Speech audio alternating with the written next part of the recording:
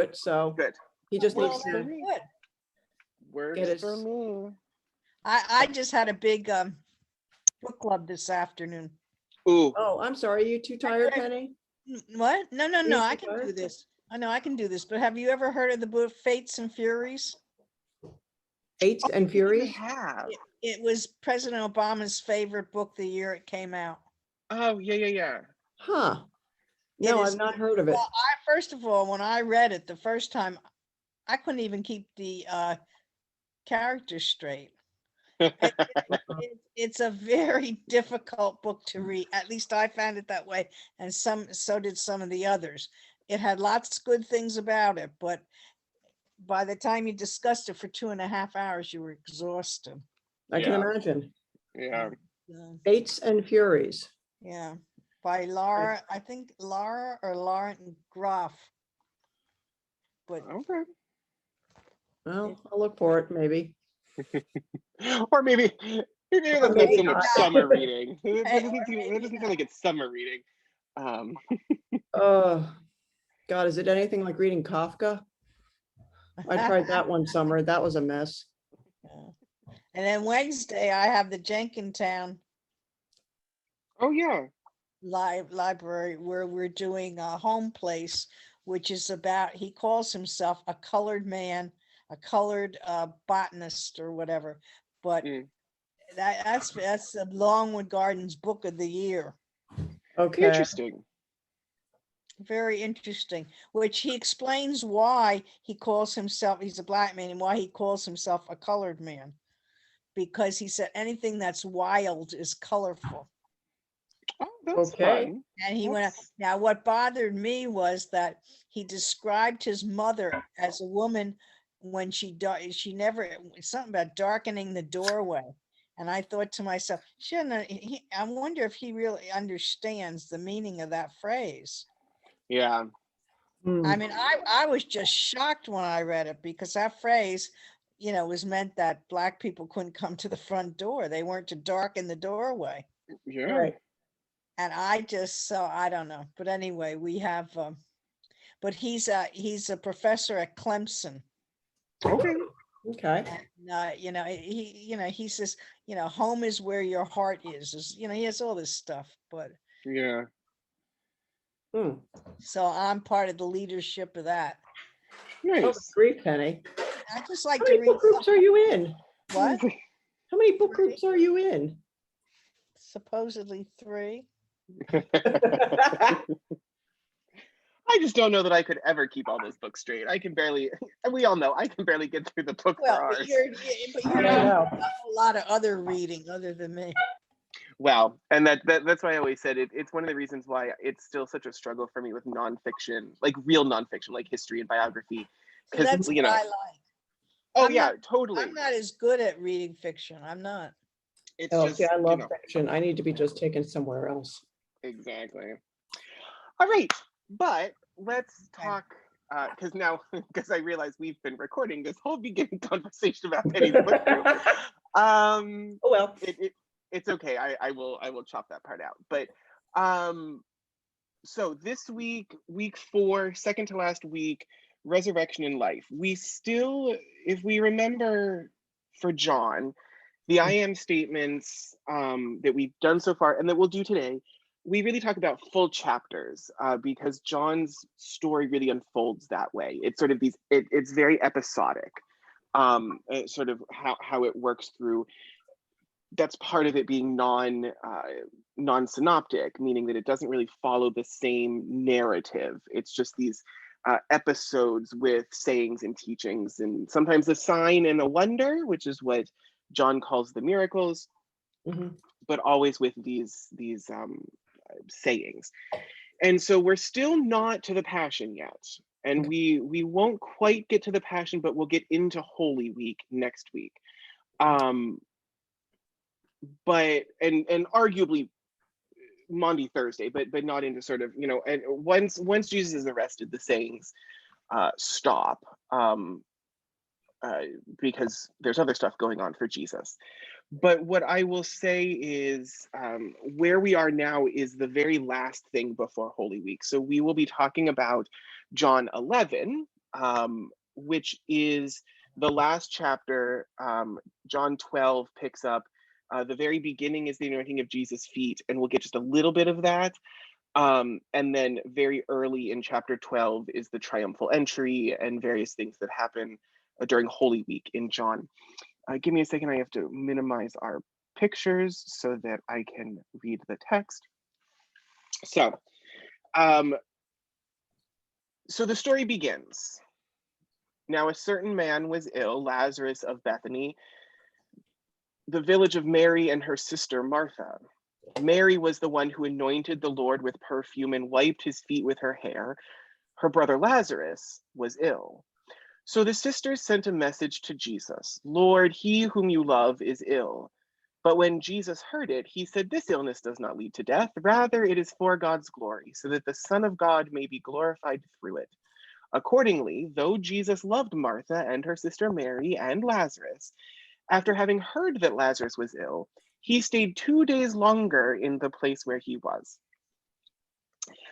I have to say, in a lot of ways, John is my favorite gospel. I love these sort of episodes, which we find nowhere else in scripture. But we do encounter Lazarus and Mary and Martha of Bethany in all the gospels. Jesus is sort of often in Bethany in the home of Lazarus. Now, depending on your gospel, it's the home of Lazarus. He lives with his sister Mary and Martha. And this is the Mary and Martha of Mary and Martha, right? Of the one who sits at Jesus' feet versus the one who cooks, who has the greater share, all of that. This is that family. And what we get when we harmonize, that's what we talk about with the Gospels, when we harmonize the Gospels into one story, we get this idea that sort of Lazarus really is this one whom you love. Jesus sort of has an affinity for Lazarus and Mary and Martha. And why? What's their connection? We don't know their connection. We don't know, was Lazarus an early supporter of Jesus? Was there some sort of financial support? Is it convenient that Bethany is as close as it is to Jerusalem? If we remember just this past Thursday, Bethany is where Jesus leads them out for the ascension and ascends from Bethany. So we know it was, walking distance from Jerusalem. And so, is it just sort of he was the head guy in Bethany and had the most room for Jesus and his disciples to stay? We don't really know what the connection is. But what we do know is that there really is sort of an affection between Jesus and this family, a brother and two sisters. We will save for another time conversations around why a grown man and his grown sisters were living together with no mention of spouses for any of them. That's a whole nother story for a whole nother time. Yeah. But it is interesting that this household is a brother and his two sisters in Bethany. Equally curious is that Jesus gets word that Lazarus is ill, assuming the reason that the sisters sent the message was to invite Jesus to come and heal Lazarus. And Jesus says, we got some time, and just hangs out where he is. And so Jesus, at some distance, decides to stay where he is. And we will see more about this, but it is just sort of interesting. This is sort of just setting up this story that we have these three people that knew to reach out to Jesus and knew that at least somewhat they could get Jesus's attention to come for a specific need. We don't see that in many places. Certainly in John, most people are sort of happenstance more than anything else. Nicodemus comes to Jesus just for some clarification, but otherwise, a lot of the encounters of Jesus with people, particularly when it comes to teachings, particularly when it comes to signs and wonders, just sort of are happenstance, right? Jesus happens to be traveling through Samaria and comes to a well. and happens to have a conversation with the Samaritan woman. And again, in John's gospel, there's some sense that Jesus knows what's going to happen. He's still in control. But we don't get this same sense of like, hey, where you are, can you come here for this specific need? But clearly Lazarus, and certainly Mary and Martha, assumed that they could do that for the case of Lazarus being ill. What's equally interesting, and we will get this, is that John's Lazarus and Mary and Martha are a little bit different. So that in John, this is chapter 11 out of 22, 23 chapters. John takes till chapter 11 for us to meet Mary and Martha. Or for us to meet Lazarus, right? Because we're just getting introduced to a certain man named Lazarus is ill. But also in John, the one who anoints Jesus' feet is named, so that in Mark, we don't get a name, right? It's simply what she has done for me, she has done out of love, and what she has done will be told in memory of her. Which, by the way, if you're interested in some sort of women's history, biblical and church history, her story is in memory of her is a title of a book. But so we get this. The curious thing that we'll see is the story of Jesus' feet being anointed in Bethany actually comes after this. So it's just a fun way for us to see the text. But this is really just setting up the story. Are there questions on Mary, Martha, Lazarus, Bethany, Jesus hanging out? And let me see who just popped in. Hello, Carol. All right. Okay.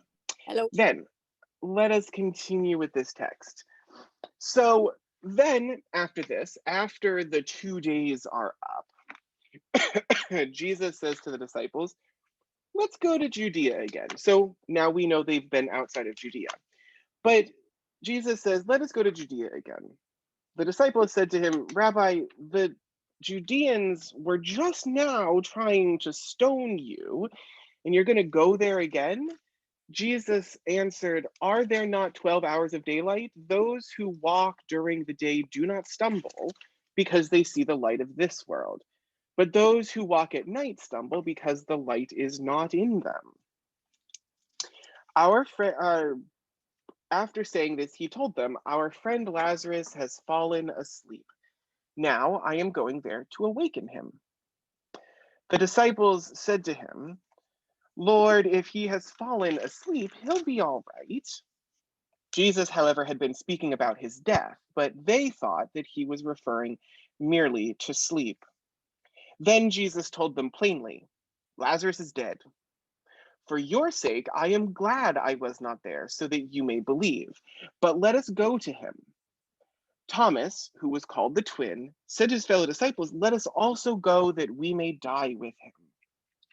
So, some stuff in this story that we haven't gotten so far. First of all, Jesus clearly has some enemies.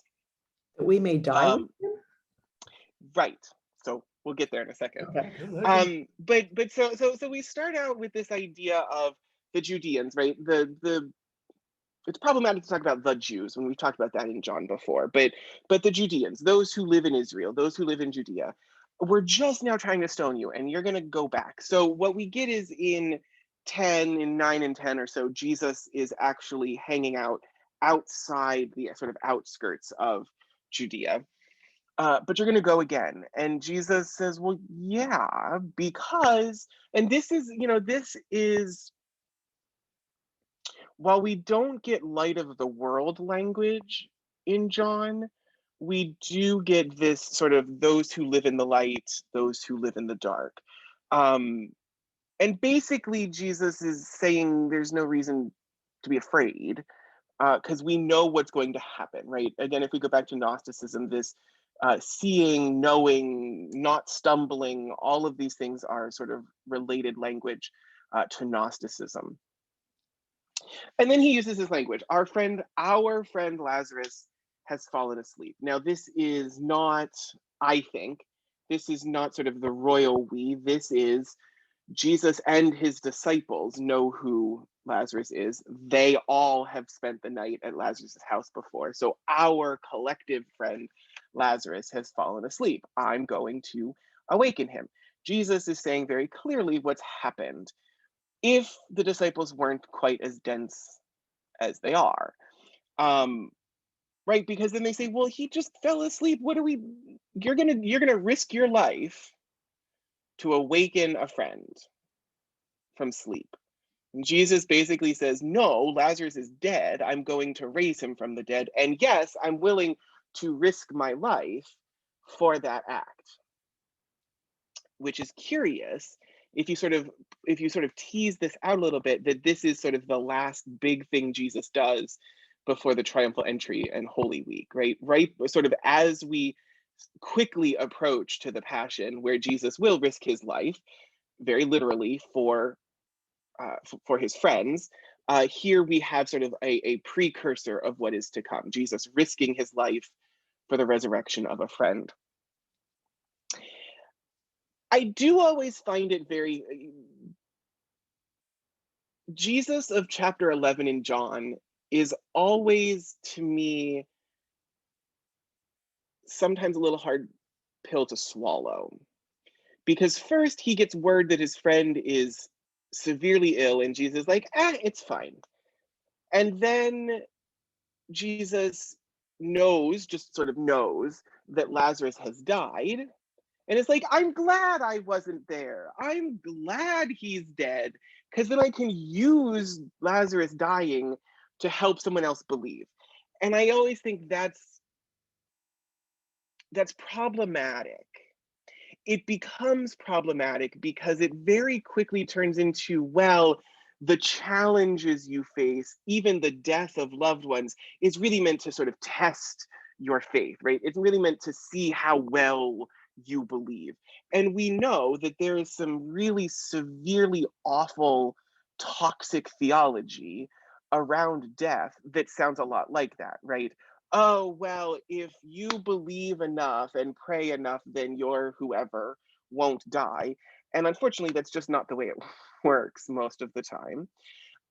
But also this idea of, well, God has a plan, right, around death. We hear that often. God has a plan. God needed one more angel in the choir, one more flower in the garden, you name it. All of these kind of, we can hear in this thing from Jesus. Well, I'm glad I wasn't there. I'm glad he died because it'll help you believe. I find that a hard pill to swallow, and it just doesn't sound like the rest of what Jesus has to teach. Why is this in there? Why is this how Jesus speaks? I don't know. Except to say that what it does do is it explains that this wasn't a mistake. That Jesus deciding not to rush to the bedside of Lazarus wasn't a mistake. Jesus meant for it to happen. And for the sort of narrative of John, if we tease this out sort of in literary criticism of John, the author of John Jesus never loses power. Jesus always knows, always is in charge, always has the power. Even when he dies, he's the one that says when he's dead. Like this whole thing that Jesus keeps the power. And in this case, where it could easily be misconstrued generations later, that, oh, well, Jesus just didn't know how sick Lazarus was. No, Jesus knew how sick Lazarus was and intentionally didn't go. Now, that has its own problems, but this text right here, this idea of I'm glad, right? Jesus is glad Lazarus died so that so the disciples might believe. I think that's probably the more dangerous of the two. And for me, the only reason why that's in there is this idea that it's not a mistake. Jesus meant for this to happen. And like I said, we can hold on to the, why would Jesus want this to be one of the ways to sort of challenge the disciples' faith? But I think, again, when we speak sort of with literary criticism of this, it's important that Jesus raises someone from the dead so that knowing what is to come, he sort of instills this faith in the disciples. So it still is this idea of sort of sacrificing Lazarus for the sake of building faith, but in this sense of Jesus knows it's going to be okay, right? Jesus knows that this isn't really risking anything. I don't think that is translatable into 21st century ideas around death.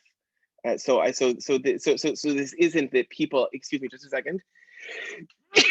So I don't think that people now can really use the same idea, right? Someone died to challenge your faith. No, someone died because their body gave up, and that is okay. Like that is sort of part of the natural progression. And that's important, just for us to make that distinction, because that can be one of the dangers in some of these texts. And then, as you pointed out, Elizabeth, Thomas, who was called the twin, said to his fellow disciples, "Let us also go that we may die with him." So, a couple of things about this. One, this I think is a necessary text for Thomas, more so than anybody else. First of all, this means that the story we get of doubting Thomas, which will come later in John is the one who tells the story of doubting Thomas, that doubt really is, that sort of doubt that he has really is I want to know more, I want to believe, I'm having difficulty believing, not I refuse to believe, right? Because just a week before, arguably, he's willing to go and die with Jesus. It's not the same kind of doubt that he has when he doubts on the day of resurrection.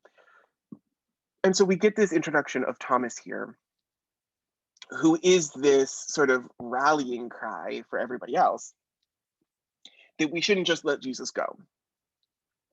It's also an important text to really drive home the idea of Jesus sort of risking his life for the sake of his friend. Like, this is to the point where the disciples think Jesus is going to die.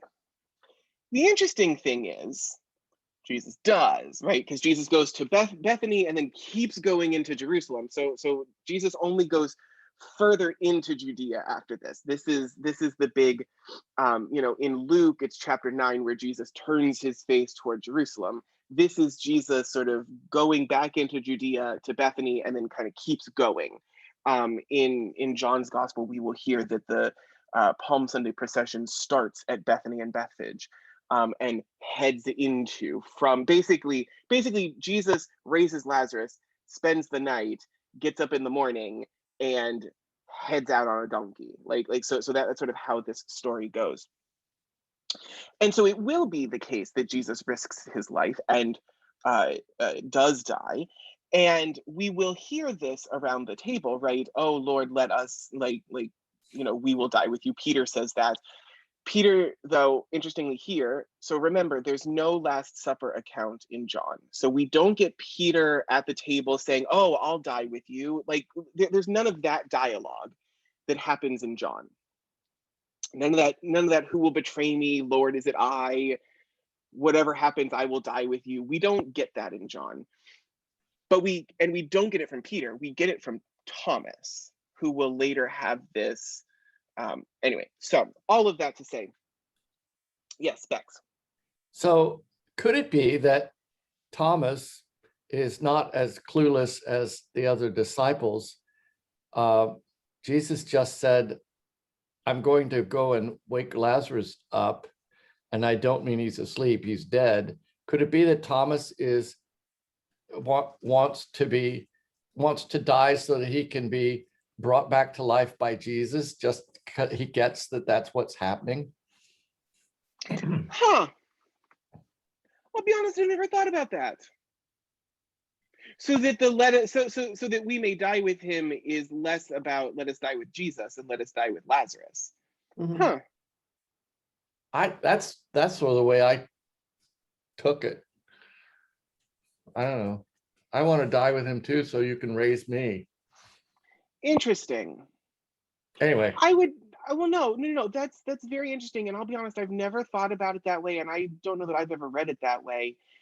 I think we could hear that. I wonder how much of that is us reading the end of the story yeah, backwards. well, yeah, Um, I tend to do that. no, and that's totally fine. As we know, I often tend toward literary criticism because I think that the text Yep. But then works so well that way. But yeah. But you know, it's also true, isn't it, that these gospels were written by people who already knew the end of the story. So Well, and certainly we see that almost especially in John, is that because it's all about knowledge and Jesus never loses power and all of that, there's definitely the end of the story is there. I mean, look at Mark. Mark starts out by saying the good news of Jesus Christ, the Son of God, and ends his gospel with truly this was God's son. So like we can see the ways that the whole story is read that way. I wonder, and I think you could read it that way. Mhm. I think it would be very out of character for the disciples to be that willing that's what they would mean by risking their life, particularly because I think, they just were talking about like they're Being going to stone you, right? Right. Like you're going to go back. And so it's more this, we shouldn't let Jesus go by himself. Yeah. It's sort of always the way I've read it, but I think you could certainly, I think as the community that inherits this story, you could take it that way. Right. I think then again, John is the gospel that ends with Jesus talking about the fact that there are those who will not die before the return. Yeah, I mean, I think you could read it that way. I wonder which is more out of character for the disciples, Right. to be willing to risk their lives with Jesus, sort of to protect Jesus, or to risk to sort of sacrifice their lives to go through resurrection. Yeah. I mean, yeah. Just a question. Yeah, no, I think that there's something there, and you've certainly given me something to think about. Who is the him? Interesting. Interesting. Are there other questions and comments on this section before we move on? Seeing none. When Jesus arrived, he found that Lazarus had already been in the tomb 4 days. Now, Bethany was near Jerusalem, some 2 miles away, and many of the Jews had come to Martha and Mary to console them about their brother. When Martha heard that Jesus was coming, she went and met him, while Mary stayed at home. Martha said to Jesus, "Lord, if you had been here, my brother would not have died. But even now I know that God will give you whatever you ask of him." Jesus said to her, "Your brother will rise again." Martha said to him, "I know that he will rise again in the resurrection on the last day." Jesus said to her, "I am the resurrection and the life. Those who believe in me, even though they die, will live. And everyone who lives and believes in me will never die. Do you believe this?" She said to him, "Yes, Lord, I believe that you are the Messiah, the Son of God, the one coming into the world." So here we get our I am. I am the resurrection and the life. The curious thing is, it's before anything happens. Do you believe I am the resurrection? Like do you believe, I know that he will rise again in the resurrection on the last day. I am the resurrection and the life. Those who believe in me, do you believe this? Is before Jesus hasn't even hit their house yet, let alone gone to the tomb, let alone raised Lazarus, let alone said why he was there. For all she knows, he was coming just to mourn with them and offer them a nice, casserole. There's no, this really is this, do you believe this is possible? Purely on spec, right? Purely on, you know me and you know who I am.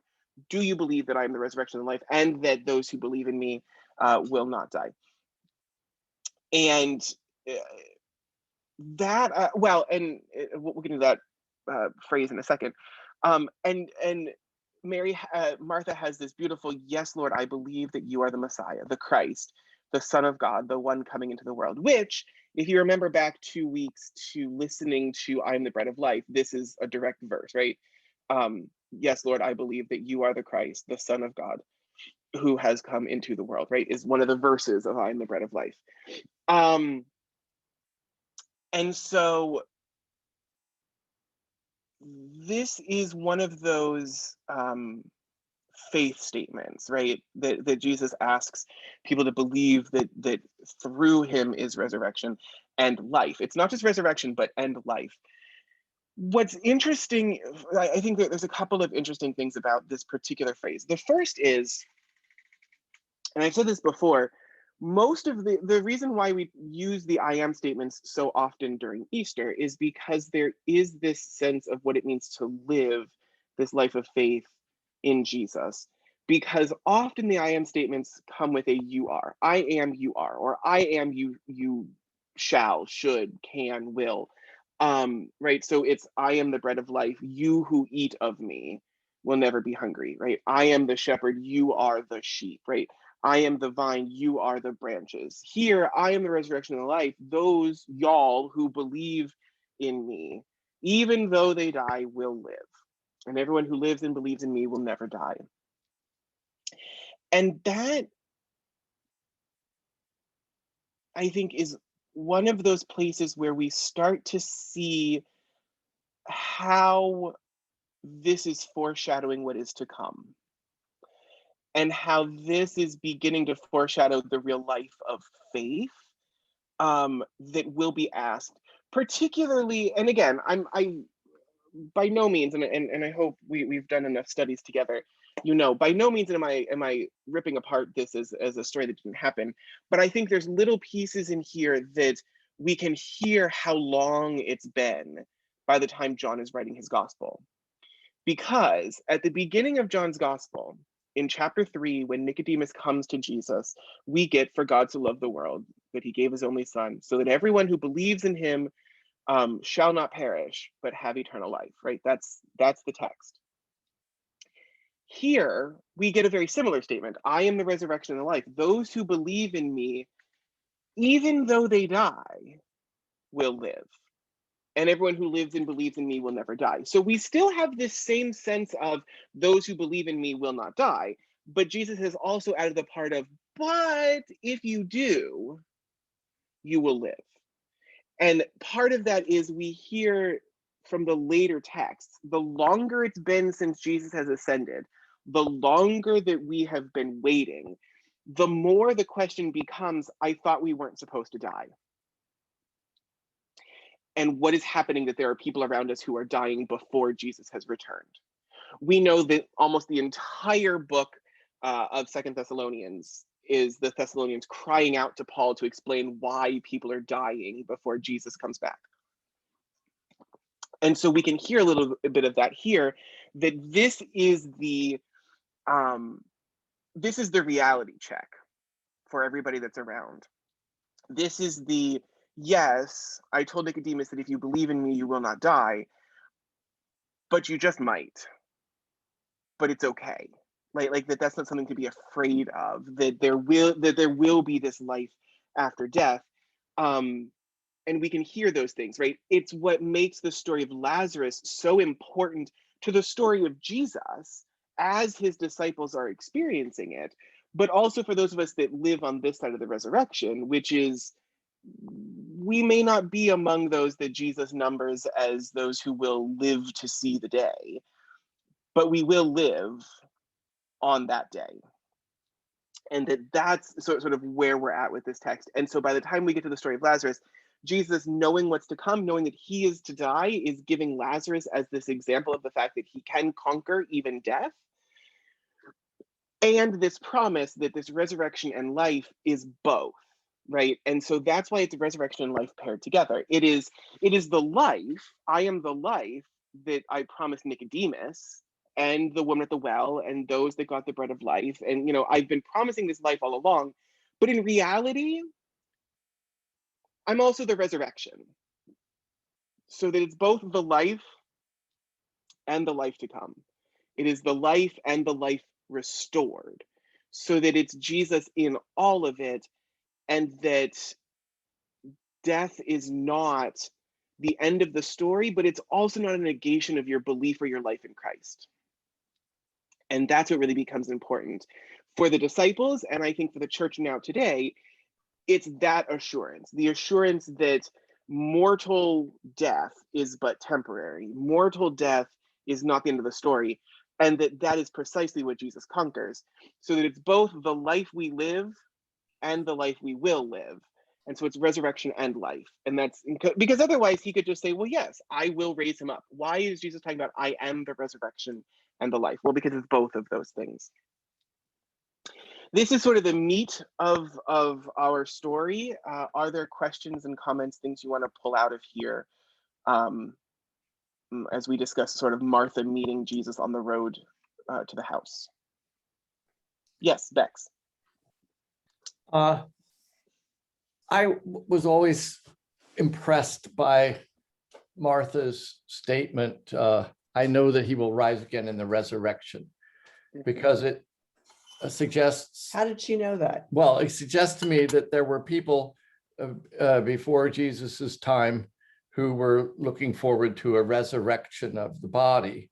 And I wonder, because I don't know very much about it, were there rabbinical texts about that? Was it being taught Yes. in part of the some synagogues, or how Yes. big a So, movement was it? You know. So, first of all, whether or not he will rise, whether or not this resurrection is resurrection of the body is a little bit debatable, but that there would be a resurrection is one of the debates going on at the time of Jesus. Okay. So that what we have in the Synoptic Gospels, a couple of places, is that Jesus is often challenged on this idea of resurrection, which is not necessarily, when you read the text, is not necessarily Jesus being challenged himself, but Jesus basically being the tiebreaker between the Pharisees and the Sadducees.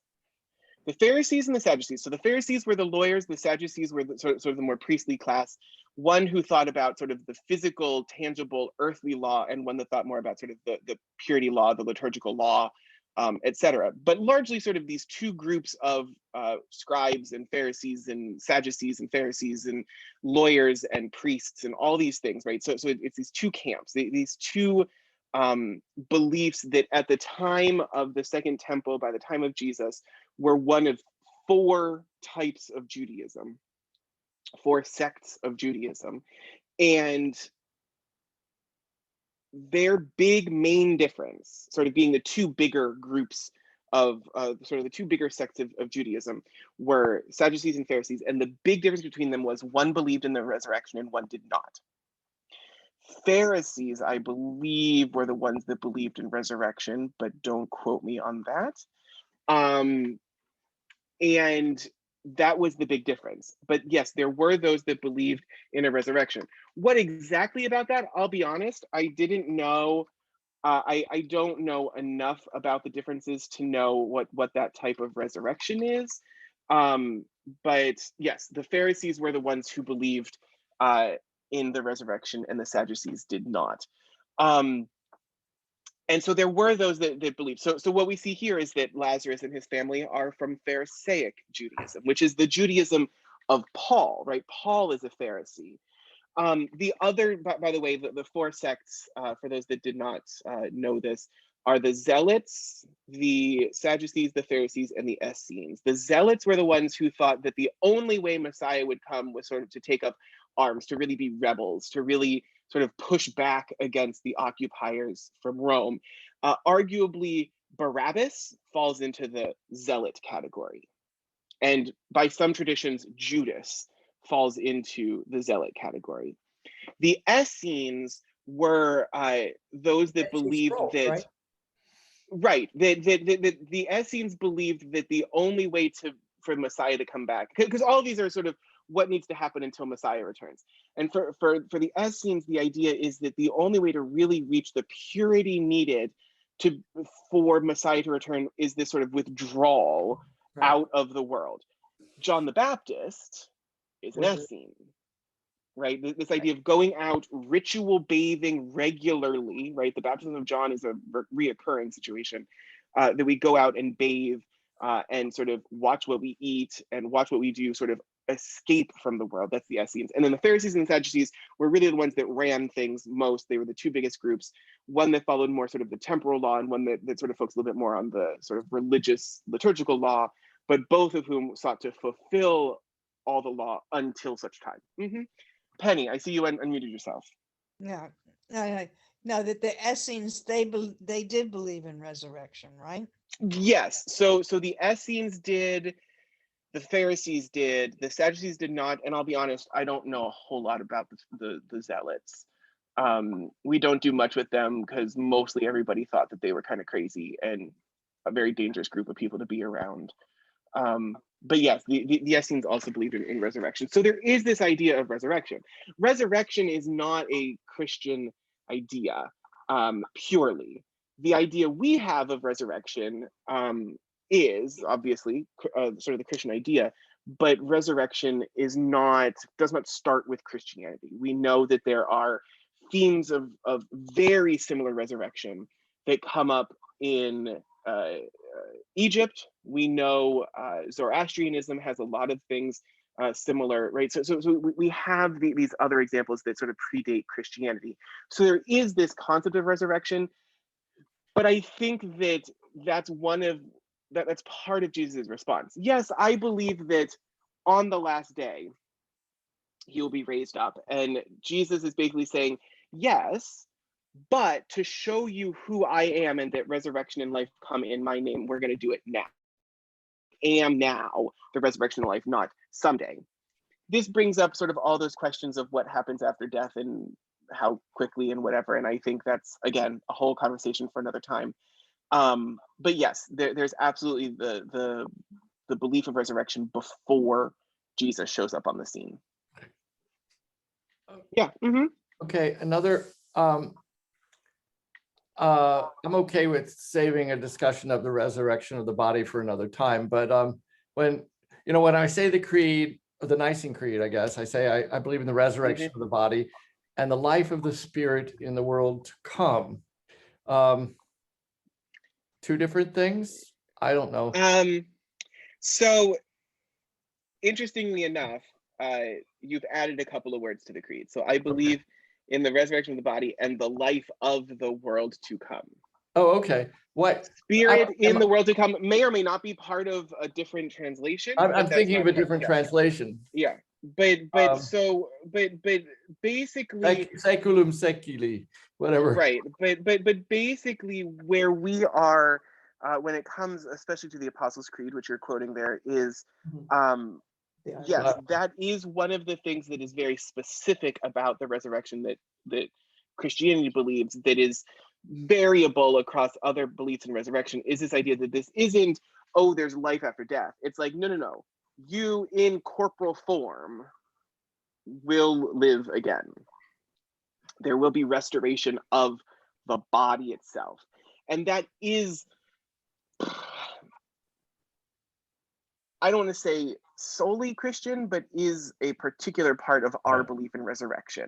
That and I think that's, again, one of those places where we sometimes fall short when we turn it into, well, God needed another angel. Besides the fact that you're not an angel and you'll never be an angel, we turn heaven into this like forever someday spirit wisping away on a cloud, when the evidence and the witness of the church for 2,000 years has been sort of physical corporal resurrection. It's one of the reasons why I think, for me personally, I have more a sense of, and again, nobody knows, but I have more a sense of, after we die, we sort of take the great dirt nap, rest off our life, and on the last day will be raised body. Right. Bodily. And I think that is particular. I think also, though, we should be mindful that resurrection, for sort of Judeo-Christianity at least, would be body, because, as I've said before, there's really no sort of soul and body being separate is really Platonic, more so than Judeo-Christian scriptural. but you know, so I think that keeping all those things together is important. Well, Mhm. I confessed, I'm sorry, I guess I'm relying on a wrong interpretation of the Apostles' Creed, but somewhere I've heard the expression, the life of the Spirit. But anyway, Yeah. also I'm not sure why exactly, but I also believe that in that we Christians are alive spiritually now, even before we die, be, because of the work that God has done in us. And I wonder if this I am the resurrection and the life should be taken only as referring to what happens after we die, or can this also bolster the idea that we have life in Jesus now? Yes. So that's what I'm saying, is that this is taking the promise of John 3:16, right? Those who believe will never die, right? That this life is now for you. And expanding it simply to say, but should mortal death come, When it comes, that's not the end of the story, right? I mean, right. and so because that's what comes here, and that's what's slightly different, right? Where we get in John 3:16, you know, for God so loved the world, he gave his only son, that whoever believes in him should not perish, but have eternal life. Here, you know, shall not perish, but have eternal life. What we have here is, I am the resurrection and life. Those who believe in me, even if they perish, will live. And everyone who lives and believes in me will never die. So you get both. And that's sort of the importance of it being more than just I am the resurrection or I am the life. It's I am the resurrection and the life. That I am the life now. I am the life abundant. I am the life poured out from God. I am life in the Spirit. But let's be honest, you're probably going to die. That's not the end of the story, right? And that's the thing, because, and this is great pastoral care. In the moment, Mary or Martha does not care about someday. She cares about now. Lazarus is dead, and right now she's grieving, and she doesn't need to hear, well, someday. She needs to hear now. And the promise of now is resurrection. Lazarus has been living this life, and he will continue to live life, because this is not the end of the story. And so that's sort of where we get this, and that's why it's so specific here.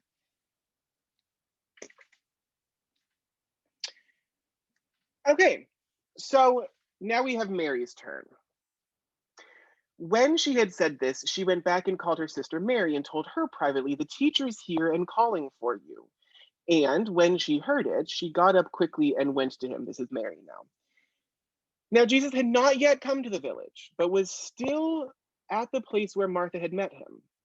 And the Judeans who were with her in the house, consoling her, saw Mary get up quickly and go out. They followed her because they thought that she was going to the tomb to weep there. When Mary came where Jesus was, she knelt and saw him. She knelt at his feet and said to him, "Lord, if you had been here, my brother would not have died." When Jesus saw her weeping and the Judeans who came with her also weeping, he was greatly disturbed in spirit and deeply moved. He said, "Where have you laid him?" They said to him, "Lord, come and see." Jesus began to weep. So the Jews said, "See how he loved him." But some of them said, "Could not he who opened the eyes of the blind man have kept this man from dying?" I'm going to keep going just a little bit for the sake of time. Then Jesus, again greatly disturbed, came to the tomb.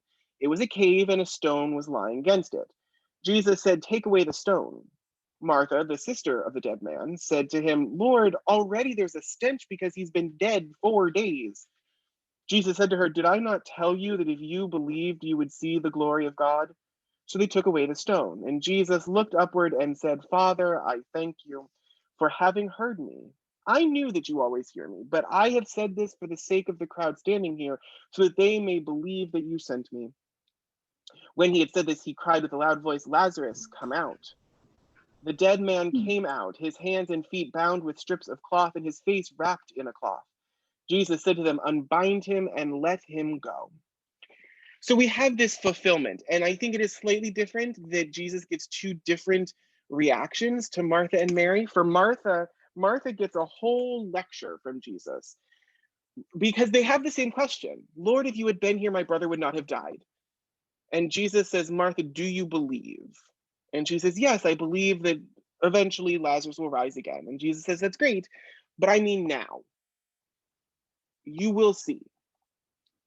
Mary comes and asks the same question, Lord, if you had been here, my brother would not have died, and starts weeping. And Jesus says, well, let's get to business, and goes to the tomb and raises Lazarus. And so we get both then the promise and the fulfillment of the promise in Martha and Mary in the same question. And I think in many ways that is sort of the question we still sit with is, well, why? And it's this idea of living into this promise that we have here. I'll be honest, there's a lot that could be said about sort of this entire account. We get it in year A of the lectionary during Lent. It's fifth Sunday of Lent. But are there questions on the Mary portion of this story?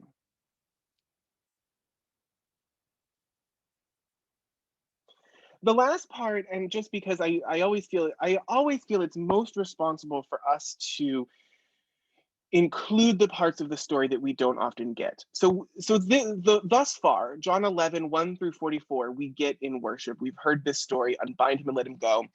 Lazarus does the bunny hop to get out, right? Because he's still bound and blind at this point. He's covered in wrappings and sort of bunny hops his way out, because then Jesus says, unbind him and let him go. And that's sort of where we stop the story. But it goes on. Many of the Jews, therefore, who had come with Mary and had seen what Jesus did, believed in him.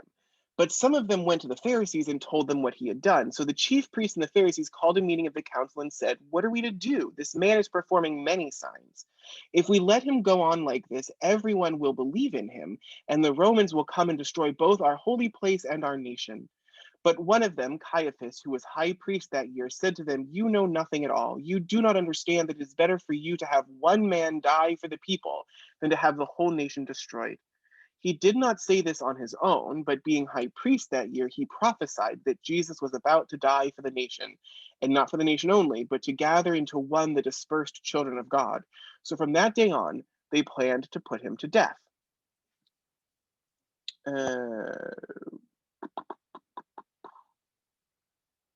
Yes, Jesus therefore no longer walked about openly among the Judeans, but went from there to a town called Ephraim in the region near the wilderness, and he remained there with the disciples. What continues after this is now the festival of the Passover was near.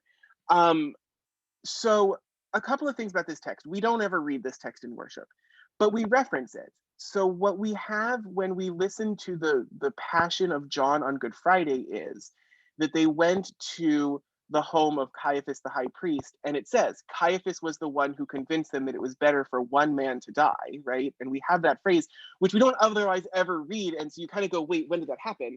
And you go, oh, right after Jesus raised Lazarus from the dead. This specifically happened. But so we have some conspiracy here for the sort of killing of Jesus. But it's curious because Caiaphas sees this as a good thing. And it's more than just saving the people now. It's this, it gathers into one the dispersed children of God, which is very curious. And we can do a lot to tease that out too. And I think that there's, as I said before, there's plenty for us to do with stuff we don't hear regularly in worship. But this is important because there are consequences to what Jesus does, that he sort of has this conspiracy against him. Even more, what we don't get is chapter 12. When the great crowd of the Judeans learned that he was there, they came not only because of Jesus, but also to see Lazarus, whom he had raised from the dead. So the chief priests planned to put Lazarus to death as well, since it was on account of him that many of the Judeans were deserting and were believing in Jesus. And that's the part that we never talk about. We never talk about the fact that part of the consequence of the raising of Lazarus is that Jesus put a target on Lazarus's back. Now, whether or not Lazarus actually gets killed, we don't get that part of the story.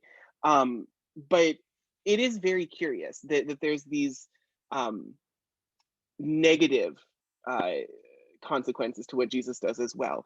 And yet there's still, we hold on to this promise, because what comes right after this? The triumphal entry, right? John 12:12 is the next day the great crowd that had come to the festival heard that Jesus was coming, so they took branches of palm trees and went out to meet him shouting Hosanna.